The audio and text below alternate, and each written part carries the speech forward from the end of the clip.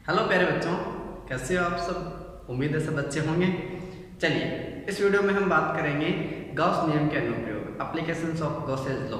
देखो last video में हमने 3 एप्लीकेशन पढ़ चुके हैं, जाके वो भी आप वीडियो देख सकते हो। एक प्लेलिस्ट बनी हुई है पूरी, जिसके अंदर हम पढ़े हैं कि एक रेखा विस्तार के कारण कितना होता है, और एक नॉन कंडक्टिंग सीट के कारण कितना होता है, और एक कंडक्टिंग प्लेट के कारण कितना होता है जो समान रूप से आवेशित है। इस वीडियो में हम बात करेंगे कि आपके पास एक नॉन कंडक्टिंग स्फीयर है, एक अचालक गोला है, तो उस गोले के कारण कितना इलेक्ट्रिक फील्ड होगा, और जो आपका स्फीयर है वो समान रूप से आवेशित है। ठीक है, तो चलिए पढ़ते हैं कि स्फीयर में जो कैसे ज्ञात कर सकते हैं इलेक्ट्रिक फील्ड कहेंगी।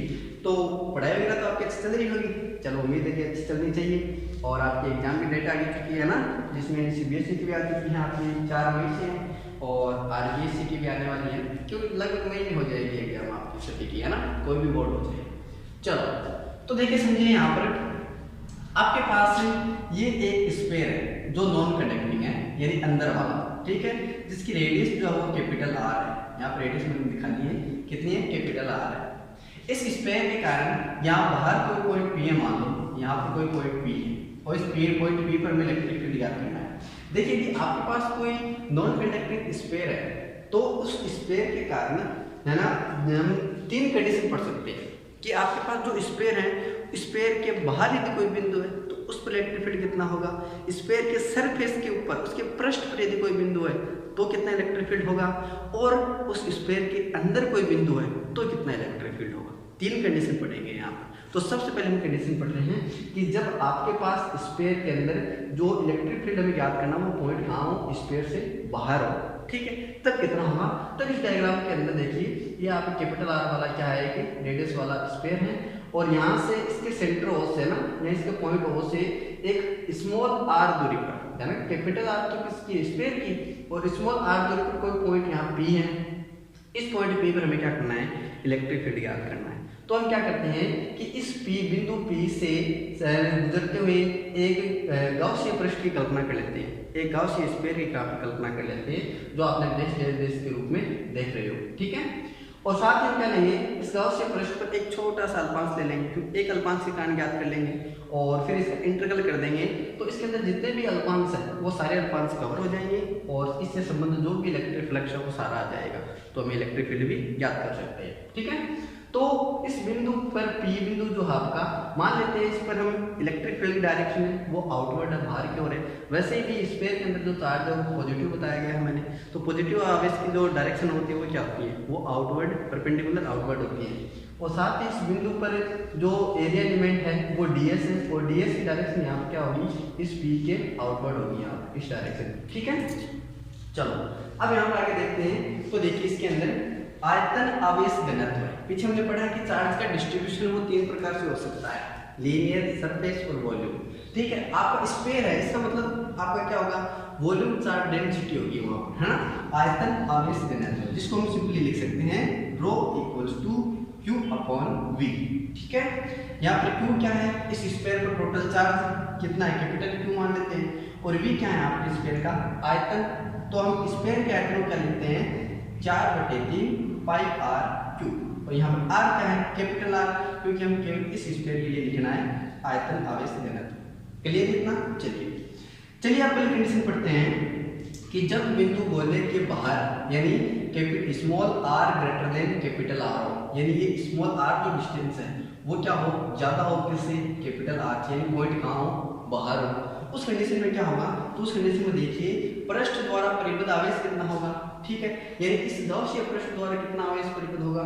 तो मान लेते हैं कि इसको टोटल चार्ज जो है, यानी सिग्मा Q जो हो कितना है, कैपिटल Q है, ये टोटल चार्ज जो हो क्या है, कैपिटल Q है इस पर, ठीक है। अब आगे देखिए, तो हम कैपिटल Q चार्ज है तो हम यहाँ पर फ्लक्स ज्ञात कर सकते हैं। तो गाउसियन पृष्ठ से परिबद्ध इलेक्ट्रिक फ्लक्स कितना होगा, गाउसियन पृष्ठ कौन सा है, बाहर वाला, ठीक है, जिसके हम रेडियस सिंपली मान सकते हैं कि स्मॉल r है, ठीक है। तो फ्लक्स की हम डेफिनेशन क्या पढ़े थे, पीछे हमने यहाँ पर पढ़ा था कि फाई क्या होता है, E.ds होता है, इंटीग्रल E.ds होता है फ्लक्स, ठीक है।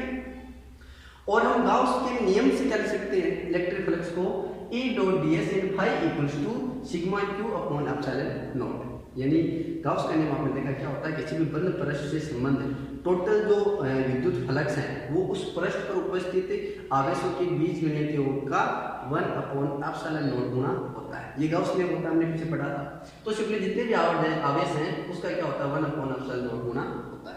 ठीक है, यानी यहाँ पर सिंपली लिख देंगे सिग्मा q/ε0। क्लियर इतना? चलिए इक्वल्स टू हम क्या ले सकते हैं सिग्मा q, यानी टोटल जो चार्ज मान लेते हैं इस आवेश पर, इस स्फीयर पर कितना है कैपिटल Q है, तो लिख सकते हैं कैपिटल Q/ε0। ठीक है, चलिए तो यहाँ से देखिए आपके जो इलेक्ट्रिक फील्ड डायरेक्शन है वो भी बाहर की तरफ आउटवर्ड है। ठीक है, पॉजिटिव चार्ज के लिए आउटवर्ड होती है, और एरिया लिमिटिंग डायरेक्शन क्या होती है आउटवर्ड होती है और परपेंडिकुलर होती है। तो ये भी इसी डायरेक्शन में, मतलब E और DS के बीच में यहाँ जो एंगल होगा वो कितना होगा 0 डिग्री होगा।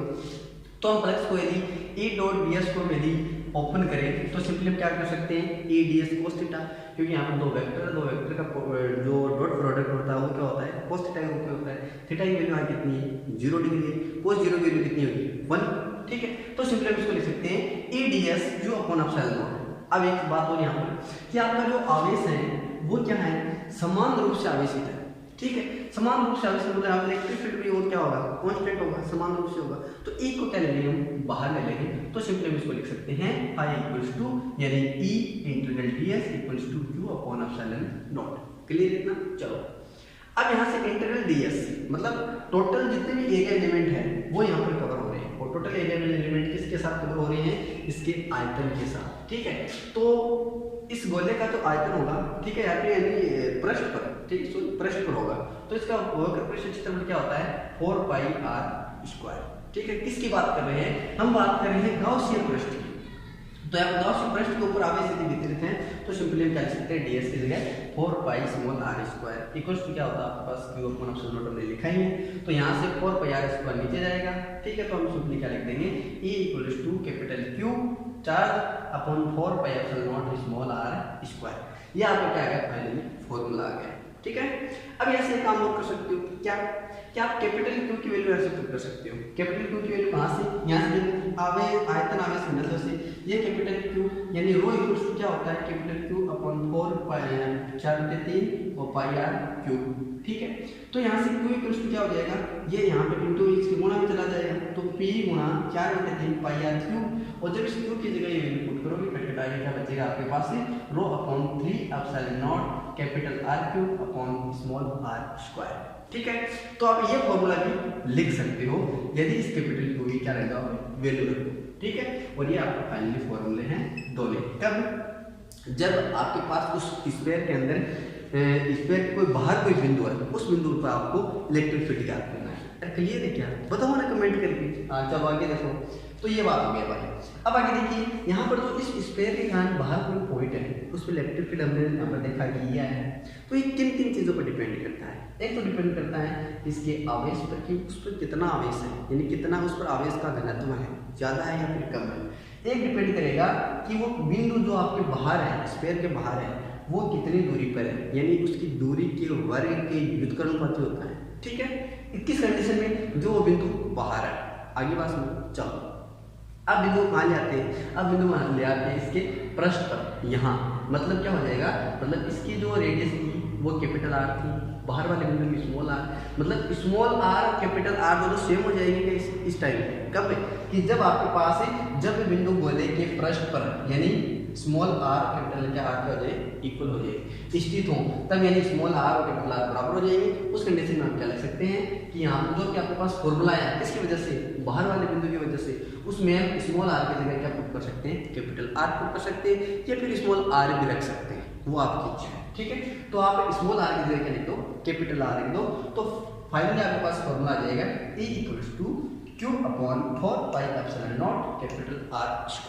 ठीक है, या फिर लिख सकते हैं वही बात, इस Q की वैल्यू पुट कर दीजिए यहाँ से, इस Q की वैल्यू यहाँ से पुट कर दीजिए, तो आपके पास क्या आ जाएगा रो इंटू r/3/0। ठीक है, ये दो कंडीशन में पढ़नी है हमने, एक तो बिंदु जब बाहर हो, दूसरी कंडीशन जब बिंदु पृष्ठ पर हो। अब कहाँ लेंगे बिंदु, अब लेंगे स्फीयर के मध्य बीच में। ठीक है, यानी ये मान सकते हो कि स्फीयर के अंदर हो। चलिए अब बात करते हैं कि जब बिंदु गोले के अंदर हो ठीक है, यानी आपकी जो स्मॉल आर है वो लेस देन कैपिटल आर हो। कैपिटल आर किसकी थी? आपकी स्फीयर की रेडियस थी। स्मॉल आर जो हमने गॉसियन पृष्ठ को माना था उसकी रेडियस थी। तो इस बार वो जो कैपिटल आर है यानी आपका स्फीयर उसके अंदर बिंदु है, मान लो यहाँ आपके पास पॉइंट क्या है, कोई बी है, ठीक है। यहाँ पर हमें क्या करना है, ज्ञात करना है इलेक्ट्रिक फील्ड। तो अब क्या करते हैं कि इस बिंदु से संबंधित एक गॉसियन पृष्ठ की रचना कर लेते हैं और यहाँ पर इलेक्ट्रिक फील्ड और एरिया लिमिटेड डायरेक्शन सेम होगी, वही बात है। और वहाँ पर भी हम क्या करेंगे, अब चार्ज निकालेंगे कि यहाँ पर टोटल चार्ज कितना होगा, तो चार्ज को हम नोट करेंगे यहाँ पर क्यू डैश से, ठीक है। तो क्यू डैश इक्वल टू क्या लिख सकते हैं हम, rho into 4/3 pi are Q. कैसे, यहाँ से देखो आयतन आवेश घनत्व से, ठीक है। आयतन आवेश घनत्व देखो, रो इंटू क्या होता है हमारे पास, q upon v, q equal to क्या आ जाएगा, rho into v. Rho into v क्या है, आयतन, आयतन होता है ये किसी स्फीयर का, ठीक है। पुट करो यहाँ से, तो अब यहाँ से देखो रो की वैल्यू भी पुट कर दो, ये रही रो की value Q upon 4/3 pi capital R cube दिखाई दे रहा है। हाँ चलो यहाँ से क्या करते हैं, पुट कर दीजिए, कट जाएंगे, क्या बचेगा आपके पास, चार्ज बचेगा capital Q small r cube upon capital R cube, ठीक है। ये आपके पास क्या है, ये आ गया इस पर गॉसियन पृष्ठ पर चार्ज, ठीक है। चलो अब अगर देखो इसी से अब चार्ज है, इसमें तो इलेक्ट्रिक फ्लक्स याद कर लेंगे, इलेक्ट्रिक फ्लक्स याद कर लेंगे, समझो इलेक्ट्रिक फील्ड भी हमारे पास आ जाएगा। तो इलेक्ट्रिक फील्ड याद कर लोगे, phi equals to E D S cos theta, theta की वैल्यू कितनी है, दोनों के बीच में, थीटा किसके बीच में होता है, इलेक्ट्रिक फील्ड और डीएस के बीच में, एंगल कितना हो गया 0, cos थीटा की वैल्यू कितनी आती है 1, ईडीएस लिख सकते हैं, ई समान रूप से आवेशित है, ई कांस्टेंट है, ई बाहर ले लो, तो E ds equals to capital Q small r Q upon epsilon not capital R Q, ठीक है।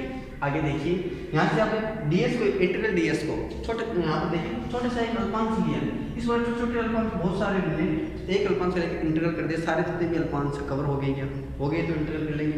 वो कवर होने का मतलब क्या हो गया, आपके पास आ गया उस स्फीयर का टोटल पृष्ठ क्षेत्र, यानी ये क्या होता है 4 पाई आर स्क्वायर, ठीक है, ठीक है। इक्वल्स टू आ जाएगा capital Q small r Q upon epsilon not capital R q. आई बात समझ में, यहाँ से वैल्यू नीचे ले दो, काट दो जो भी कट रहा है, फाइनली फॉर्मूला बचेगा ई इन, अंदर स्फीयर के अंदर कोई बिंदु, तो e in q upon 4 pi epsilon not capital R q. वही बात कैपिटल क्यू की, आप यहाँ क्यू की वैल्यू रख दो, यहाँ से ये रही क्यू की वैल्यू रख दो, गुणा में जाएगा, अब रो वगैरह आएगा, कट कटाएगा, क्या बचेगा आपके पास, rho upon 3 epsilon naught small r. तो ये आपके पास क्या होगा, इलेक्ट्रिक फील्ड होगा कब, जब आपके पास कोई बिंदु इस स्फीयर के अंदर हो, ठीक है। चलो अब इस ग्राफ के द्वारा समझो इसको, 3 कंडीशन पढ़ी है हमने, जिसमें एक कंडीशन हमने पढ़ी है कि जब बिंदु स्फीयर से बाहर, दूसरी कंडीशन पढ़ी है हमने कि बिंदु उसके पृष्ठ पर हो, और तीसरी कंडीशन पढ़ी है कि बिंदु स्फीयर के अंदर हो, ठीक है। तो इसकी ग्राफ के द्वारा समझ सकते हो आप कि पहले कंडीशन में, इस लास्ट वाली कंडीशन में देखिए, जब बिंदु अंदर हो, ई इन हो, तो वो डायरेक्टली प्रोपोर्शनल है यहाँ पे किसके, स्मॉल आर की, है क्या यार, स्मॉल आर की है क्या, केवल स्मॉल आर के बारे में बात करें, डिस्टेंस की बात करें कि वो पॉइंट बी की उसके सेंटर से कितनी दूरी है, वही तो लिखी है मैंने स्मॉल आर। तो स्मॉल आर और इलेक्ट्रिक फील्ड के बीच में यहाँ पर क्या बना रहे हैं, ग्राफ बना रहे हैं। तो किसके यहाँ पर देखिए ई जो है आर के प्रोपोर्शनल लेके है, यानी आर जैसे जैसे बढ़ाएंगे वैसे वैसे इलेक्ट्रिक फील्ड बढ़ेगा, आर जैसे जैसे कम करेंगे वैसे वैसे इलेक्ट्रिक फील्ड घटेगा। इसका मतलब यदि आर कम करते जा रहे हो, आर आप इतनी कम कर दो यानी उसके सेंटर पर ले जाओ, मतलब वहाँ पर इलेक्ट्रिक फील्ड क्या हो जाएगा, 0 हो जाएगा। जैसे जैसे आर को घटाओगे वैसे वैसे इलेक्ट्रिक फील्ड भी घटेगा, जैसे जैसे आर को बढ़ाओगे वैसे वैसे इलेक्ट्रिक फील्ड का बढ़ेगा, ठीक है। दूसरी कंडीशन में क्या होगा, वहाँ पर स्थिर रहेगा, क्योंकि वहाँ पर आपका बिंदु कहाँ था, इसके पृष्ठ पर था। दूसरी कंडीशन में कहाँ गई दूसरी कंडीशन, ये रही, ठीक है। इसमें क्या होगा, आपके पास जो बिंदु है वो कहाँ ले रहे हो, पृष्ठ पर ले रहे हो, तो पृष्ठ पर ले तो यहाँ पर किस पर डिपेंड करेगा, केवल चार्ज पर। यहाँ पर कोई आ रहा है स्मॉल आर, नहीं आया ना, उसके फॉर्मूले में देखो यहाँ नहीं आया ना स्मॉल आर, ठीक है। इसका मतलब आर पर यहाँ पर डिपेंड नहीं करता, मतलब आर तो वही होगी ना, जो स्मॉल आर और कैपिटल आर वो सेम ही हो जाएंगे। यहाँ पर गाउस के पृष्ठ की रचना करेंगे तो भी उसके पृष्ठ पर ही हो जाएगी, ठीक है। चलो यहाँ पर ये रहेंगे। अब यहाँ पर देखिए, सॉरी ई आउट के अंदर देखिए, इसके अंदर देखिए ई आउट का फॉर्मूला हमने निकाला ये रहा। ये जो है ई जो है वो किसके व्युत्क्रमानुपाती होता है, दूरी की वर्ग के व्युत्क्रमानुपाती होता है, यानी जैसे जैसे आर बढ़ाएंगे वैसे वैसे ई कम होगा, बस जैसे जैसे हम आर को कम कर देंगे वैसे वैसे ई बढ़ेगा, समझ रहे हो। यदि आर को बढ़ा दें तो ई कम होगा, यदि आर को बढ़ा दें तो ई बढ़ेगा, ठीक है। तो इसका हम सिंपली इस प्रकार ग्राफ लिख सकते हैं। तो तीनों कंडीशनों के लिए आपके पास ये ग्राफ आ ठीक है। अरे पसंद आया क्या वीडियो बताओ कमेंट करके। तो आई होप कि आपको वीडियो पसंद आया होगा। आया? चलो, अगर नहीं आया तो भी कमेंट करके बता दिया अगर आपको नहीं आया तो। फिलहाल आज के वीडियो में इतना ही, मिलते हैं नेक्स्ट वीडियो में। तो हमने 4 एप्लीकेशन पढ़ चुके हैं, जिसमें से एक वायर के कारण, चालक गोले के कारण, सॉरी नॉन कंडक्टिंग गोले के कारण, ठीक है, स्पेयर के कारण, और एक नॉन कंडक्टिंग क्या पड़ी है, सीट, और एक कंडक्टिंग प्लेट पड़ी। 4 अनुप्रयोग हमने पढ़ चुके हैं। नेक्स्ट वीडियो में इसी से संबंधित टॉपिक के बारे में बात करेंगे हम। तो चलिए फिलहाल वीडियो में इतना ही, मिलते हैं नेक्स्ट वीडियो में, तब तक के लिए टेक केयर।